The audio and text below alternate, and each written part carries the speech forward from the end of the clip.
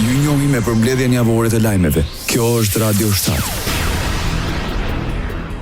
Një raport i Komisionit Evropian për shtetin e së drejtës në Shqipëri zbulon mbëshllëqjet dhe problemet me të cilat vjon të përballët sistemi gjyqësor dhe institucionet shqiptare të drejtësisë. Raporti ende në fazën e një drafti konfidencial ngresh shqetësime mbi funksionimin e Këshillit të Lartë Gjyqësor dhe Këshillit të Lartë të Prokurorisë. Një fakt i rënd konsiderohet dhe punësimi në shkollën e magjistraturës të emrave të lënë jashtë sistemit nga vettingu. Prokuroria e posaçme mbyll hetimet e ka dërguar për gjykim 6 zyrtarë të Autoritetit Rrugor Shqiptar për shkelje të barazisë në tender. Ndaj 6 zyrtarëve, Arber Troka, Miranda Shkurti, Nikolaj Mihali, Almir Hoxhaj, Erion Zemanaj, Admir Pahumi, rëndon akuza për shkeljen e barazisë së pjesëmarrësve në tender apo ankande publike. Sipas prokurorisë speciale, zyrtarët kanë shkelur ligjin në tenderin me vlerë për 22 milion euro për rehabilitimin e segmentit rrugor mbi kalimi Pallati Beshigjeta dhe rreth rrotullimit Shqiponja në Unazën e Re në Tiranë, të shpallur më 14 qershor 2019 dhe firmosur më 22 tetor 2019. Organi akuzës akuzon 6 zyrtarë se gjatë procedurës tenderuese favorizuan kompaninë Salillarit të Pëllum Salillarit për të fituar tenderin së bashku me kompaninë tjetër Bajrami N, me pronarin Hafiz Bajramin, edhe pse nuk kishin ofertën më të mirë. Krerët e institucioneve të pavarura në Shqipëri do të raportojnë për ecurinë e veprimtarive të tyre në Kuvendin e Ri. Sipas kalendarit të punimeve në komisionet të Kuvendit, SPAK nuk do të raportojnë në Komisionin e Ligjeve më 24 qershor, sikurse ishte parashikuar në kalendar. Në punimet e Kuvendit parashikohen dhe 2 seanca të tjera, një nga 26 qershori dhe një të fundit më 3 korik, dhe në asnjërin prej tyre nuk është parashikuar raportimi krerëve të institucioneve apo miratimi rezolutave për ta. Pas zgjedhjeve, komisionet parlamentare dhe seanca plenare kanë pasur vështirësi për të zhvilluar mbledhje për shkak të mungesës së deputetëve, sidomos të atyre që pas 11 majit kuptuan se nuk do të jenë më deputet në 4 vjeçarin e ardhshëm. Bashkimi Evropian kërkon bashkëpunim nga Shqipëria në luftën kundër emigrimit palishëm. Teksa paraqiti projektin EU for Migration, ambasadori BE-s të Tiranë, Silvio Gozzato, deklaroi se në fokus është forcimi i qeverisjes së migracionit dhe azilit në Shqipëri. Mbështetja ofruar përmes këtij projekti është pjesë e angazhimit më të gjerë të BE-s ndaj Shqipërisë. Rikonfirmon përkushtimin tonë ndaj stabilitetit dhe sigurisë në Ballkanin Perëndimor. Është një dëshmi e prekshme e partneritetit që ekziston midis Shqipërisë dhe Bashkimit Evropian. Sipas tij, ky projekt do të ndihmojë në mbështetjen e përpjekjeve të Shqipërisë për të shënuar përparim në rrugën drejt integrimit në BE. Po ashtu ambasadori u shpreh se projekti është dëshmi e partneritetit që ekziston mes Shqipërisë dhe BE-s, do të ndihmojë në forcimin e kapaciteteve institucionale, do të përmirësojë mekanizmat operativ, do të rrisë bashkëpunimin mes aktorëve të përfshirë në menaxhimin e migracionit. Ekonomi. Me 72 vota pro dhe 1 kundër, Kuvendi i Shqipërisë miratoi projekt ligji për performancën energjetike të ndërtesave. Miratimi i këtij projekt ligji e bën Shqipërinë vendin e parë në rajon që zbaton në mënyrë të plot direktivën më të fundit të Bashkimit Evropian në këtë fushë. Kjo nisëm ligjore synon transformimin rrënjësor të mënyrës se si ndërtohen dhe rinovohen ndërtesat në Shqipëri, me objektivin që deri në vitin 2050 të gjitha godinat publike dhe private të kthehen në ndërtesa me konsum minimal energjie. Përmes këtij ligji do të hyjë në fuqi librezat e rinovimit të ndërtesave që ndihmon pronarët për investime eficiente dhe me benefite në aspektin energjetik. Deputetja e Partisë Demokratike Jurita Tabaku në fjalën e saj në Kuvendin e Shqipërisë përmendi raportin e OECD-s që rendit Shqipërinë të fundit në rajon sa i përket infrastrukturës. Sipas saj, Shqipëria mbetet e fundit në rajon për sa i përket standarde dhe përfundimit të gjithë rrjetit të ndërlidhur me rajonin. Raporti OECD-s, i cili publikoi se ku ndodhet Shqipëria dhe treguesit e vendeve të Ballkanit Perëndimor dhe të Bashkimit Evropian, e lën Shqipërinë të fundit në rajon. Kur flasim për integrimin, realiteti është ndryshe. Sot, çdo qytetar ka të ardhurat 37% e mesatarës së Bashkimit Evropian. Prodhimi brendshëm brut është 40% i vendeve të Bashkimit Evropian, por Shqipëria në të gjithë elementet është pas. Megjithëse Shqipëria ka investime më të larta në infrastrukturë dhe koston më të lartë të rrugëve, është e fundit sa i përket standardeve dhe përfundimit të rrjetit dhe të gjithë rrjetit që ndërlidh me rajonin. Raporti OSBE-s thotë se Shqipërisë duhen të paktën 15 vite që të ketë standardet minimale të rajonit, 15 vite, dhe produksione kanalizime për infrastrukturën dhe për energjinë. Për të gjithë elementet e infrastrukturës, Shqipëria është e fundit. E kuptoni sa larg ndodhet Shqipëria nga ajo marrja e pasaportës europiane, deklaroi Jurita Tabaku. Sipas saj, Shqipërinë nuk po e nxin opozita, por qeveria, e cila ka në dorë mundësinë për të ndryshuar vendin. Sociale. Rreth 28.000 mini maturant ju nështruan këtë të enjtë e provimit të parë të detyrueshëm atij të lëndës së gjuhës shqipe. Provimet kombëtare të arsimit bazë në Shqipëri fillojnë me provimin e gjuhës shqipe dhe më pas me matematikën dhe në gjuhën e huaj. Provimet kryhen në 340 qendra që administrohen dhe monitorohen nga stafet e institucioneve arsimore. Provimet shënojnë një fazë të rëndësishme në formimin e nxënësve ndërsa ata përgatiten të nisin studimet e nivelit të dytë. Përmbyllet faza e parë e programit kombëtar të zhvillimit profesional të mësuesve në Shqipëri.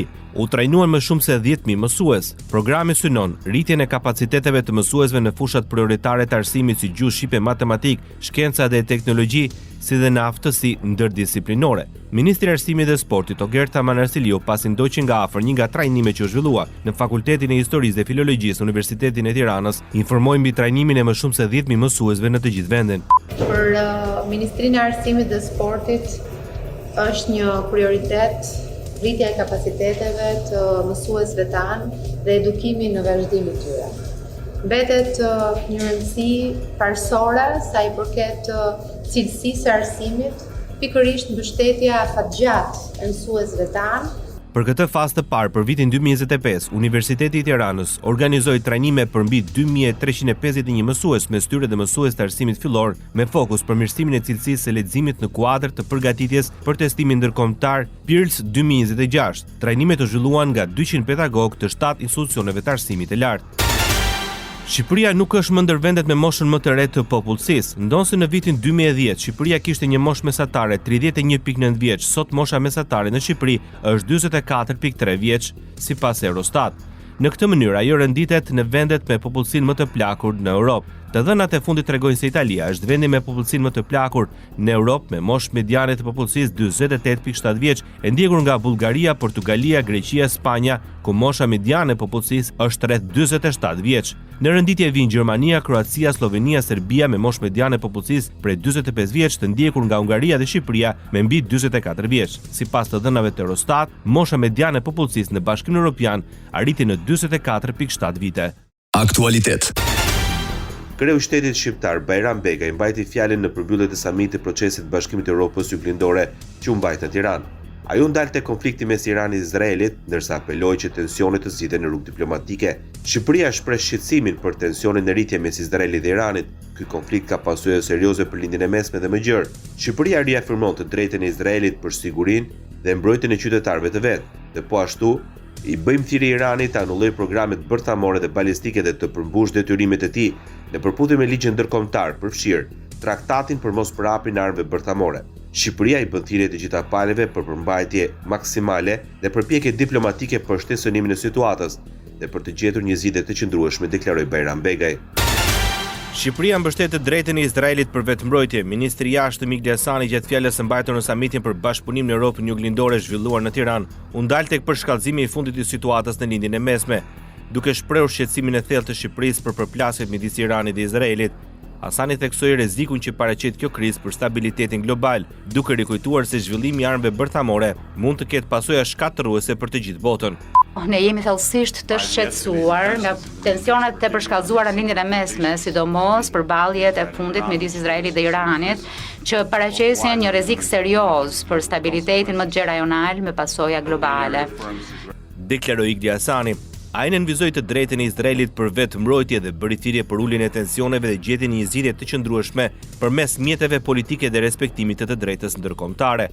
Shqipëria rikonfirmon të drejtën e Izraelit për të ruajtur sigurinë e vet dhe për të mbrojtur qytetarët e vet nga kërcënimet e merrfillta. Në të njëjtën kohë i bëjmë thirrje Iranit të ndalë aktivitetet e veta bërthamore dhe të raketave balistike dhe të veprojë në përputhje të plotë me detyrimet e veta në kuadër të drejtës ndërkombëtare për të shitur traktatin për mospërhapjen e armëve bërthamore.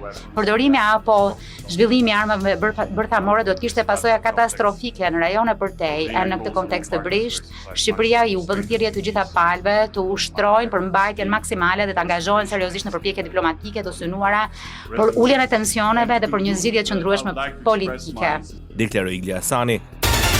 Kryetaria e Kuvendit Elisa Spiropali nga samiti i Asamblesë Parlamentare të NATO-s mbajtur në Bruksel konfirmoi qëndrimin e Shqipërisë se përkrah të drejtën e Izraelit për vetëmbrojtje. Ajo i bëri thirrje Iranit të ndërpresë aktivitetet bërthamore dhe raketat balistike dhe të respektojë ligjin ndërkombëtar. Mi bëjmë thirrje Iranit të ndërpresë aktivitetet e tij bërthamore dhe të raketave balistike dhe të veprojë në përputhje me detyrimet e tij sipas ligjit ndërkombëtar, përfshirë traktatin për mospërhapjen e armëve bërthamore.